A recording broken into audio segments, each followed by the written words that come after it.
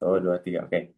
Nah, guys, jadi menurut kalian di kasus Mary dan Jody ini apakah termasuk dilema moral atau enggak? Jelas iya, dua-duanya pilihan buruk. Nggak operasi berarti dua anak meninggal. Operasi berarti satu anak pasti meninggal. Itu yang disebut dilema moral. Kita dihadapkan pada dua kewajiban yang sama-sama penting, menyelamatkan nyawa dan tidak menyebabkan kematian. Iya, dan nggak ada pilihan yang sepenuhnya benar. Apapun yang dipilih tetap ada konsekuensi moralnya. Jadi memang ini dilema moral karena kita harus memilih di antara dua nilai yang sama-sama kuat.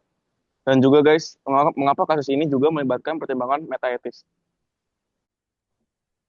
Karena kita bukan cuma tanya apa yang harus dilakukan, tapi juga apa arti benar dan salah itu sendiri.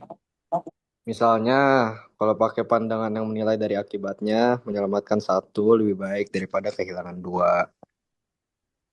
Tapi kalau pakai prinsip bahwa mengambil nyawa itu selalu salah, maka operasi tetap dianggap salah walaupun tujuannya baik.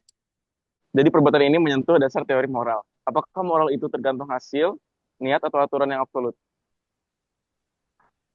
Berarti kasus ini bukan cuma soal kebutuhan keputusan medis, tapi juga soal fondasi penilaian moral. Nah, untuk berikutnya, ini yang agak sulit nih. Kalau kalian jadi dokter, lu bakal setuju nggak untuk mengoperasi atau enggak? Kalau gue sih mungkin iya, karena tanpa operasi dua-duanya pasti meninggal. Dengan operasi setidaknya ada satu kehidupan yang bisa diselamatkan. Kalau gue masih ragu, rasanya berat banget kalau harus jadi pihak yang tahu tindakannya akan menyebabkan satu anak meninggal. Tapi kalau nggak operasi, bukannya itu jadi membiarkan dua anak meninggal. Jadi sebenarnya kita tetap membuat pilihan, cuma bentuknya berbeda. Kalau gue bakal pertimbangin ya dan kondisi medisnya. Kalau emang secara medis Mary nggak punya peluang hidup mandiri, mungkin operasi bisa dibenarkan untuk menyelamatkan Jody. Nah, kalau gue cenderung setuju kalau untuk mengoperasi, tapi dengan